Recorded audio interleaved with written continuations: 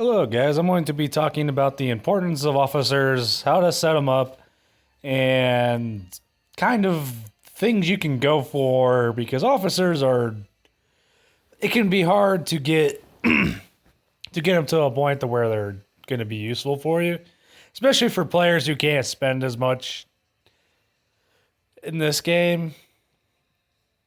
So I guess I'll just hop right into it. I kind of figured I wanted to do something like this again because I did something before, but I've learned new things and I've had things I was saying before were wrong. I did a video of this earlier, but I rambled on for 44 minutes and I realized, I can do this and make this not nearly as long. All right, so I'm just going to kind of start out here. So I guess number one rule to start with is when you make an army, at this point, you should only have armies limited to one troop type. So, like, here's the three. So, this is tanks, infantry, anti-tanks. I have units repairing. That's why that can't be filled right now because it's a kill event. And then this is rally.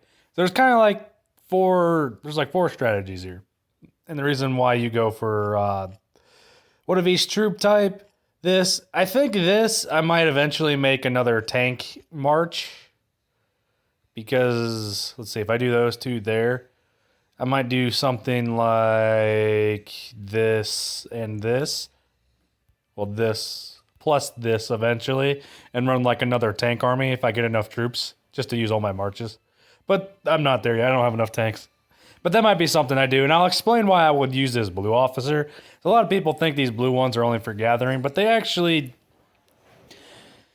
actually something with them that they can be. I mean, that won't be the top, but they can help you still be powerful. That's a ways out, so I'm not going to worry about that. So I'll just kind of explain. So I guess the number one thing here is. I'll start off with this. So you might wonder, so if I have these two officers here, this one's level 47, this one's level 51. Usually, like if I just auto do this, if I just max, this is the saved. I need to, okay, let's get out of that. Just camp. So see, automatically it wants me to. It thinks the strongest thing is my two highest level officers, highest level one first, and then it just automatically fills out your highest tier units. And a lot of people for a while, just do this, and that isn't good. It's not the best way to be the strongest. One, these two officers don't match. I think they're actually both skilled. No, they don't match well. They don't even have the same unit type here. Like, see, there's tank, anti-tank. And then skill and attack. Like, these two do not match well at all. These match better. They're not the best. Like, the best combination would be this. Plus, because it's got a tank, defense, garrison. This is exactly the same. Tank, defense, garrison. Ideally, you want to try to match that. Before I realized that was the way to go, because I would have invested in Abigail and not Linda. But I already had Linda too far leveled into. Before I realized that I just decided to go with Linda and Grace. It's, I think the difference between the two, honestly, isn't as big as you think it would be. Yes, I think the matching, what would I call it? The matching talent trees will come out on top if it's even, but it's not by a mile. Because this is still not bad.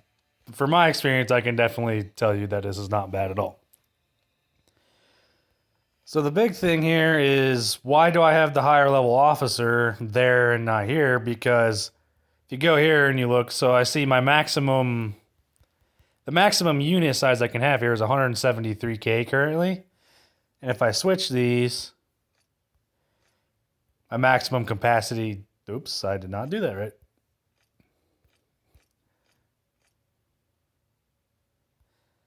My maximum capacity goes to 180k because the higher level they are, the higher troops they can get. Like I think every let me think. I think every level, like into the fifth, like over level 40 or something, you get an extra 2,000 troops you can take as a max. And your power is the bigger your units, the bigger your army, the more damage you'll deal, because the damage dealt scales with how many troops are in the army and how much defense and attack all scale with that. How many troops are left, basically. Because it's all multipliers. Everything is a multiplier in this game. The skills are multiplied by the number of troops. The damage is multiplied. The defense is multiplied. So the more there is, the bigger it is. So that's kind of the idea why like having why the capacity is a big deal. But it's not as big of a deal as having your junior officer here be a 5-star general. That's the big deal.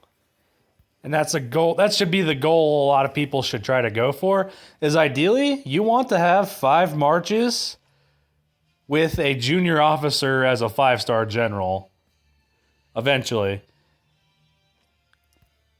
It's like, see, because you get a bigger power boost out of getting your 5-star general here in your second slot on all these armies over not having it. Because as it is now, like if I go to this one or this one, so I'll just kind of go here real quick. So currently my best setup is this. Well, not that. Is this plus this? Because she's stronger, but she's not a 5-star general yet.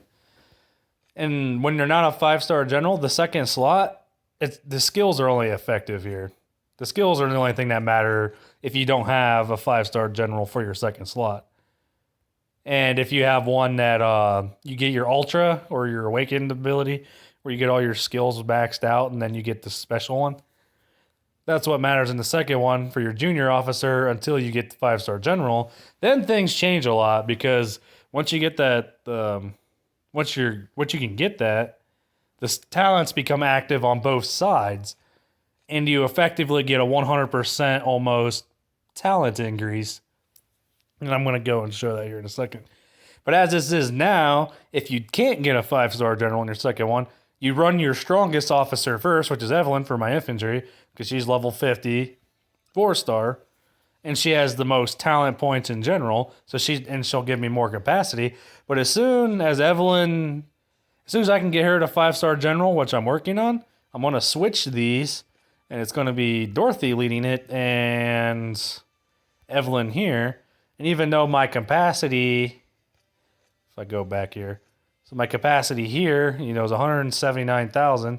Even though my capacity is going to go down a good bit to 163. Oh, I don't think the junior matters for that. Let me go just double check. Yeah, so even though my capacity is only going to be 163,000, I'm actually going to be significantly stronger doing this, and I'm going to go and show you why now. So if you go to your officers and just look at this promote thing. So there's 2 things here to start off with. First thing, you got your skills. Each skill is leveled up as you get badges. And the max rank is general, which is 20. There's basically 20 ranks. Once you do all that, this skill gets awakened, quote unquote. And basically, it's a stronger version of the skill that gets filled up through the rage bar. Rage is this thing that's generated whenever you attack. Like there's game ticks or auto attacks, essentially. When you're fighting, every second damage is dealt and received by armies. And you have to look at it like and a round is a game tick. So if you look here, Linda does, so it says deals damage to a single target, damage multiplier 850. I would have to sit down and figure out the formula of how many troops plus attack plus this multiplier equals the damage. There's some formula there. That doesn't matter. Basically, more troops in it. More troops and more attack and more skill damage. There's 2 separate attacks. There's normal attack and skill damage attack. This is skill damage. It's all multiplied off their different things. But just know the higher the multiplier, the more the damage. Go figure. So it does 850, which you can compare it to other things. It's medium damage, and also deals a small amount of extra damage to the target next round. Continuous damage, 200. So So basically, next round, it will do a damage multiplier of 202. Or whatever the 200 is. I don't know if it's like percent, 850% of something. It just says damage multiplier. It's really up in the air what that actually is, other than that the higher it is, the more damage there is. I don't know the exact formula, and I really don't feel like going out and figuring out because it doesn't matter that much. So if you look there, it's like, okay. But now, if you look here, skill now gets awakened, because awakened is when all 4 of these are maxed out. Now you get this, this skill gets upgraded basically. And after you get all 4 of those, you just get the stronger version of the skill for no extra cost. And you can see here, the damage multiplier for the main hit basically goes up to 1150 instead of 850. And then it still has to deal the extra damage, continuous damage for 1 extra round. Now, the damage multiplier of 1150 is on the higher side. And then so like if you combine this together, you're doing 1350 total multiplicative. I think I said that right. Damage, which isn't bad for a single target skill. She's also, in her just a random tidbit, she's got one of her talent trees is this skill, and she's got a lot of things that lets her get extra rage. Like here, recover an extra 5 rage every time a troop performs a normal attack. So every game tick, I think you generate like 25 rage or something. You get an extra 5 rage. So every game tick, you're generating 30 rage or something like that. I don't know if it's 50 or how much rage you generate base, but it gets an extra 5 rage every second. So you'll use that skill more often. So that's why like some other skills might seem a lot more powerful, but it just does a lot of solid damage. Then there's like stuff, increased skill damage, merge speed. And then I need to level her up more to go up, because this one's pretty good. Recover 60 rage every time a skill is used. So the junior officer and the senior officer both use their skills separately. Like their rage fills up together. And whatever, like, see, this talent only applies to Linda's skills. Her little, like, air bombardment skill. It doesn't apply to Grace when they're in the same army. So you gotta realize they generate their rage differently. But after Linda uses her little air bombardment, she'll immediately go to 60 rage out of 1,000 needed to use her ability again. And then if Grace uses one after it, she'll go to 120 out of 1,000 use it again. So you kind of got to figure that's what rage is. It's kind of a weird thing. People read that and they're like, I don't know what that is.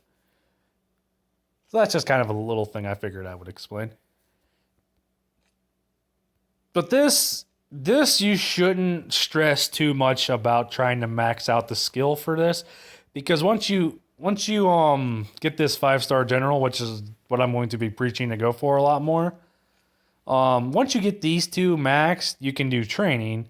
And training is good, but it's not necessary, I'm going to say, for a long time. Because like, here, I'll just go here, because this one's eligible for training, so this one's easier to explain. So at base, unit types have an advantage against other unit types. So she's an anti-tank officer, so she's going to increase the advantage of tank destroyers or anti-tanks, whatever. I like saying anti-tanks, but she's going to increase the advantage of, or tank destroyers by default have an attack advantage against tanks of 5%.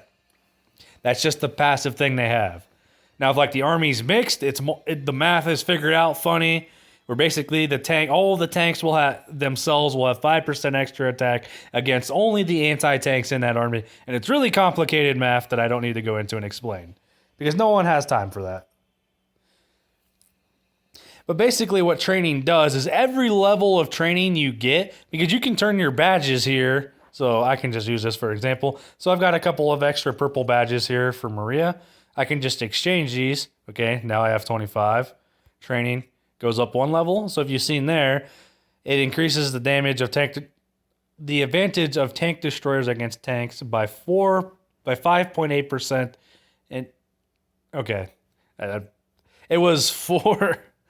It was 5.4% for. Now it's 5.6%.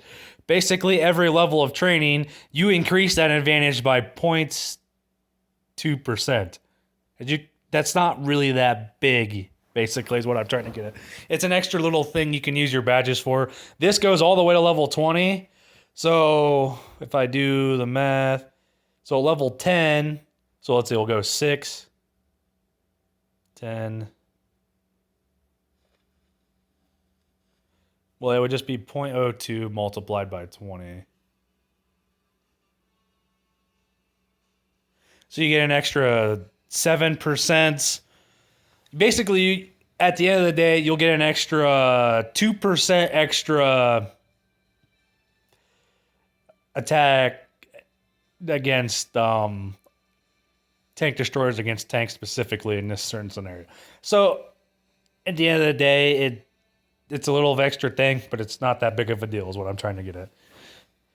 Because if you do the math, the 2.0 multiplied by 20 is 2%. It's already 5% base.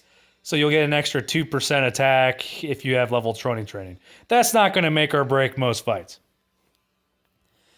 What's going to make or break most of your fights is this right here. So I'll just kind of go through these stars. So the first one, you unlock an ability. Second one, you unlock another ability. Third one, you have all 4 of your abilities unlocked. And these are level capped. Like the officer is level capped at 10 until this, then 20, then 30, then 40, then 50. Now, 4 stars, pretty decent. You get an extra 8 talent points. That's a nice power boost. You can use a lot of extra talents. But this one is the main shindig or whatever you want to say here. Yeah, this kind of just explains. This shows you your star level. Maxed out star level, you get an extra 15 talent points alone, which is a lot. But you also, this thing in red here, there's a reason why this is in red. This is a really big deal. Talents will be effective as junior officers. Now I'm just going to go through real quick and show you why that is a big deal. So if I look here at Grace, she's my main tank officer. Well, Linda is, but Grace is going to be the front one first for now until I can get her to 5-star general, but that takes time. So if I go here, you can just kind of look, and this will also show why you run one unit types. So if I just go here, this is a generic skill tree. This affects all units. If you look here, it says increase the defensive troops by 2.5%, and this one increase the health of troops by 2.5%. These affect all unit types. Now if you go here and you look, these affect tanks. Increase the attack of tanks by 5%. Increase the defense of tanks by 5%. So if you can do some quick math, you realize that's a 100% increase over 2.5. 2.5 multiplied by 100 is 5.0.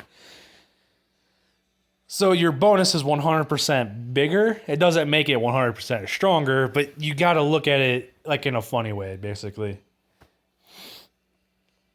These talents, that's why you would run only one unit type, because if I have all tanks in my army, all of my tanks are getting this, or if I have anti-tanks, this doesn't care about anti-tanks. It doesn't do anything for them. It does only things for tanks, but it does the most things for tanks. And if you just go here, most of the things they even care about tanks, or they have things, like tanks are meant to, they have like this counterattack theme or something. And, defense, so, march speed, that one's good. Recover some rage, more skills. Increase the counterattack damage. So basically, like, counterattack is when you attack something, the unit attacking back is counterattacking you first. So, like, if a tank is if you have a tank army in there and it gets piled down by a bunch of armies, it does the most damage to the first thing it attacked first, to the first thing that's attacking it, and then everything else that attacks it takes it'll take away a portion of the main firepower on it, and it will be spread between everything fighting it. But this increases that split up damage by 8%. Is what I'm trying to get. There's a lot of complicated math in this game, basically. I'm trying to kind of explain some of it that I understood. That's what counterattack specifically means, is you get attacked by something, you retaliate, and that's what it is. And then defense of tanks, more health. Normal attack. So like I said earlier, there's 2 types of attack power. Normal attack is the auto tick every second you're in a fight, the damage dealt. That is normal attack damage. Skill damage is damage dealt by skills. Pretty self-explanatory. And then there's these 2 right here where if this wasn't enough reason to run only tanks because it only buffs tanks, then you have this too. If this troop consists of only tanks specifically, like if I slap just one artillery guy in my army, this will not work. So that's another reason. So it says when a troop consists of only tanks, it will receive 5% less damage. That's pretty good. Then this one, increase attack, defense, and health by 3% when the troop consists of only tanks. So there you go. I think I've pretty well explained everything of why you should only run one unit types, because you run this tank tree. It's really kind of tanks. So now why you want to go for the second set of talents is you take all of this here, all this lovely talents that are pretty good, and you double it when you get your 5-star general here. Because these talent trees are all equal to the officer. Like every tank tree, every one that has the skill tree, everyone that has the jungler tree, the skills are all the same. Like all of these talents are exactly the same. So I'll just go through here. So see tanks, 5% attack, 5% defense, increase the normal attack, or normal attacks have a 10% chance to do 15% more damage for 3 seconds. So what this means is every auto attack, you roll a 1 in 10 dice, and when you land on that 1 in 10, your auto attacks for the next 3 attacks will do 15% more damage. That's how that works. That wording is how that works in the game. Then you got your rage still, march speed, counterattack. See, it's all the same. Nothing different. When it consists of only tanks, 5% less damage, and then the 3% health, defense, and attack. But all these are in effect with the junior officer and the senior officer when she's a 5-star general. So that's why I'm going to preach so hard to try to get every march you go for to have a junior 5-star a junior officer as a 5-star general as your second one. Because there's such a big power increase in unlocking, just having access to having these talents in effect is just such a big deal, because otherwise they're not in effect. That's just like a big thing to go for in this game. And then you noticed I said something about the talents, regardless of the officers, are the same. And that's another important thing to kind of realize. So a lot of things I've noticed with people is they see all these cool gold shiny officers and they try to invest their star points into leveling up a bunch of them at once. And that's a big mistake, because the star points are really hard to get. Like I have a lot here, but that's because I'm going to save up to get Grace to this 5-star general, just because even though she won't be a junior officer for one of my marches, she's still gonna be it will make my tank army, like, just the power increase of the extra 15 talents and not being level capped at 50 is still another really big deal too. Because as it is now, all of my purple stuff, so all my purples have been invested in this one, but she's already 5-star general, so now that relieves my star pressure. Now this one's 5-star general, so now I'm not XP capped here. Now I'm XP capped here, so I'm working on getting 5-star general here. You can see I'm like 60% of the way there, just saving up my stars here to get this. Then that will give me 3 armies with a 5-star general in the second slot that get them 2 talent trees. And that just blows you through the roof in power. And then so you have 3 different types of resources when it comes to your officers. You have the gold ones, the purple ones, and the blue ones. A lot of people see these blue ones and they think they're absolute trash. Are you wrong? Skill-wise, they aren't great. But like I said before, actually, let me look at this one. these talents, all of the talent trees were made equally no matter how the officer is. See, these are exactly the same. Even though they're not maxed out. Like this one, when it's maxed out, it'll be 5%, and still the 3%, 3%, 3%. It's made equally, and I don't think people realize this. So this is something I'll even say. So eventually what I'm going to do is I'll probably have a second tank army, and it might be Abigail and where's she at? And this lady. And the reason why I'd use this lady is because I have my blue resources here to where I can get this really easy. I'm not limited on my stars at all for these blue officers. And I can get to this 5-star general super easily and get that second set of talents in the second spot. Even though it's not a shiny golden one, like the power boost, like some people would think, well, why don't you just use, for your other one, why don't you just use Abigail and Catherine? Like, well, she's a golden officer. Like, she's so cool. No, at this point, she's shit compared to this one because I don't have the resources to do this. Like, I can't invest in her, and I'm not going to, spend the money to invest in her anymore. It was one of them things I started into, and then I realized, oh, I made a mistake. This is a better option for me with my resources because I'm not using these blue stars anywhere else. So if I can use these to give me a 5-star general in one of my 5 army marches, that's good. Eventually I'll get there to where I'll use her, and it's not bad. Because if you just compare the skills here, so let me just go here, promote. So like her skills aren't anything to walk away, blow you away. But first thing you notice is there's not even an awakening thing where once you max all these out, you get an extra powerful skill.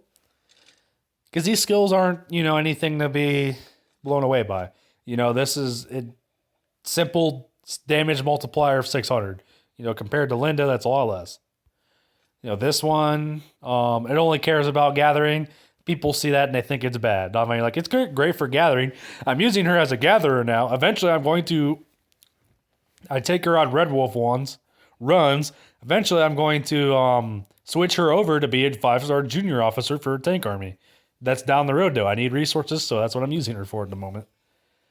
Then, like this Lightning Soul actually isn't too bad. It actually is solid. Increase the attack of tanks under her command by 8%. Increase march speed by 5%. So buff for tanks. That's what you're going to use her for anyways. Not bad. March speed's always nice. And then this one isn't actually terrible either. Increase damage dealt of troops. So your normal attack damage goes up by 10%, and you get an extra 5% march speed. So actually for a blue officer, she's actually kind of impressive. Because her skills aren't bad. Like, these are decent. Like, this isn't bad. Or that one's not great. He only cares about gathering. But two of her talent or skills here. Once I go here, like these are good actually. There's ones that are better, but they're not bad. When you compare it to let me look. So I'm just gonna go ahead here and look at Abigail's. So like yes, is this ability stronger? Yes, it is because it has a higher damage multiplier maxed out, and it also reduces the target's defense by 30%, so it takes more damage by everything attacking it. But they also have abilities too. Like every officer has at least one skill that's kind of mediocre for fighting in the field. That's just how they are. So like this one, yeah, that's good. This one, great for tanks. Attack increase, defense increase, health increase, 10%. Great, yeah, fantastic. Every time you're attacked, there's a 10% chance to launch a strong counterattack. So this one's a little different. If you're getting attacked by multiple armies, this has a chance to proc every time you're getting countered. It's really hard to explain how the counterattack mechanic works, but in general, this ends up doing. It's good, is what I'm just trying to say. It gives you more damage, and it's not bad. That's what I'm trying to say. Just trust me on that one. It's really complicated to figure that out. And this one's probably the one that isn't as great. Increased troop defense is increased by 1 all the way up to 5% when serving as a garrison officer. That's niche. When it's good, but most of the times when you're working with your friends and you're attacking, you're not defending often. You want to be the aggressor. There's this saying, the best defense is a great offense. That's true in this game. If you're the attacker, you're doing things right. If you're on the defending side, it's not as great. Sometimes you need to defend things. This is great for that, but it's a lot more niche to where this is good for attacking and defending. This is always good. So that's like this one skill just isn't as great. That's what I'm trying to get at here. And we're still at 30 minutes. And I think that kind of explains everything pretty decently. So if I'll just kind of go... okay, there's one last thing I'll kind of run through real quick. With the rally march and why... if I go here and kind of explain my logic behind this. So currently, my rally march is this. I have Dorian as the main one, and I have Linda as the second. And I'll explain why Linda is the second one. Linda is currently a 5-star officer or 5-star general. So she'll give you... I'm going to get the biggest boost because I have a second tree of talents here. And she has the most training. She's higher level. But I'm also going to get a bigger boost than having over Maria here because tanks are the most popular units. But there's a funny thing with rallies. So if we just go through here and look at Dory, I have her because I think having the option to at least have an okay or solid thing to lead your rally is good. Is this the best? No. I can quick start her up here now if I wanted to. And honestly, I don't know if it's the right move. Like, I'm not going to be the main rallier in our guild, so I'm not worried about it. I just have this as an option, basically. When I go to rallies, I'm going to use Dorian because Dorian's going to be better Dorian Linda's going to be better almost every time than Dorian Grace because I can't rely on keeping only tanks in my army. Basically, is the big thing. Because if I look at the talents here, this general tree is meant for rallies. It's not bad with rallies, and it's not locked to a specific unit type. And there's a thing in the game where you have to realize it's hard to keep only one troop type in rallies. Like, you need a lot of coordination to make rallies with only tanks. Is it possible? Yes, but it's really hard to ask that because when you have the specific things here that care about, they needed criteria to meet. Like, this only works if you have 3 or more unit types. If you break that criteria with the ones with the tanks, where if you consist of only tanks, there's 2 talents at the bottom of it that say that.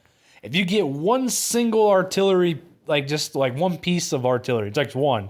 If the rally could be 999,000 and you could have all of that tanks and one artillery, those talents don't go out of effect. So that's a thing that's really hard to control. So that's why you use the general tree here to lead your rally, because it affects everything. It doesn't care about a specific unit. And it actually has some things that work nicely with 3 or more unit types, which you should only have 3. If you have artillery, you're doing things wrong, but sometimes it happens. Your artillery's got to do something. If it's used to power your rallies, good for it, I guess. It served a purpose. Fucking artillery. But it says increases the damage dealt by 3% if the troop... So you just get 3% more damage, both skill and normal, because it doesn't specifically say normal attack or skill damage. So when it just says increases damage dealt, it affects both those damage types. So you just 3% more damage if you have 3 or more unit types. Pretty easy to do if you're running a rally. Health... You see this. It's pretty common. Just extra capacity. The bigger your rally is, the more punch it's going to have. So that's pretty nice. This one is increase the attack.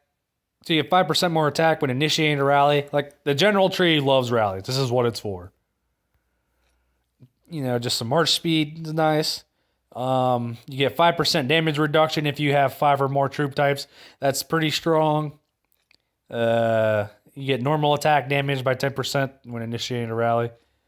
This one you get some rage recovery every time. And then this last one increased the damage. Increase all damage dealt by troops under her command by 8% when initiating a rally. This one's pretty good. Like I said, if I was more worried about needing to do rallies now or something, I would star her up and finish this out and go into the attack a little bit. But I'm not worried about that. I think I'm going to get more value out of getting my Grace, the 5-star general, than getting 4-star Dorian. Eventually I'll do it because it will be a nice power increase. Having the option to have a strong rally is nice. And I'll kind of just go back and explain. So you kind of look at it and you see there's something conflicting here. Because this has things that only care about tanks in it, and this thing has things that care about all unit types. So you're like, well, what did you do for your troops? Well, if you look here, I have mostly tanks selected, and then I have a little bit. I can actually honestly probably make these lower. Yeah, like that. I mean, the difference isn't much. Increase that more. It looks like that's all I can do. Until more get repaired. So let's just do that. Save that for now. I mean, the majority of it is heavy tanks. But you kind of look at this and you might kind of scratch your head a little bit. Of like, oh, I see what I did. Okay, I have even more tanks there. Yeah. Okay, let's just do more of those. That's good. But you look at this and you kind of wonder, like, well, why do you have mostly tanks? Isn't it better just to do,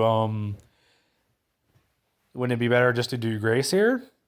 And you're not wrong, but the thing is I can't keep it to only tanks when I'm doing my rally. So I want the general tree to lead it because it gives really nice bonuses when initiating the rally. And I'll lose, some of those will be broken. I'll lose some of the tank advantages because it will be mixed. I'll get mixed troops in there, and the tank tree only cares about tanks. So if you kind of go back and look at it, that's the reason why I have mostly tanks in here, because the things that give like 5% of tanks increase and stuff, they'll affect the tanks in the army specifically. So I'm going to get the biggest bonuses out of that. And the reason why I broke up a little bit to where I have some infantry and some tank destroyers in here is to still make sure I have the guarantee of getting that 3 or more unit types in there to get those bonuses. So I lose some bonuses with the only tanks, but knowing the fact that I can't rely on keeping only tanks, you kind of got to find a happy medium with it. So that's the thought. That's like the thinking of it, or like what goes on in your strategy behind picking this. And then another reason why I have Linda here and not Maria is because tanks in general are the most popular units. Most players are going to have their strongest army is going to be tanks. It's easiest to get. You get their officers easy on. Grace is a really popular officer. Tanks are just the most common. When people join my rally, it's probably going to be 75% tanks or something like that. It's just how it is. So she's buffing only my tanks, and it's the most common unit types. That's why currently I have her as the junior officer, because that's just going to get the biggest boost, the biggest, bang to the rally in general. There's a thing you got to be, when you join a rally, you got to look at what officers are leading it. If it's like a Dorian plus Chloe or Ophelia, I think is how you say her name. I don't have her unlocked. Like this lady, I think but it's like 2 generals, which it should be. Like I should technically have Dorian and Chloe, but my Chloe, I can't afford to invest my stars into it. They're invested elsewhere. I could see like what some people would do here is like, oh, I have the star points. I'll put some XP in Chloe and level her up a little bit. It isn't going to be good for me at this point in the game. Eventually I'll do it. Eventually I'll have Doey Chlorian. Oh my God.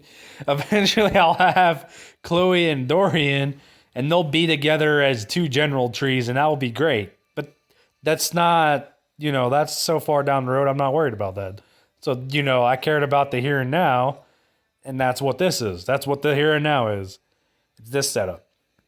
And I think that kind of covers everything pretty decently. I don't think there's much more I need to talk about. So, hopefully you learned a lot. There's a lot to talk about. Thanks for watching. Bye-bye.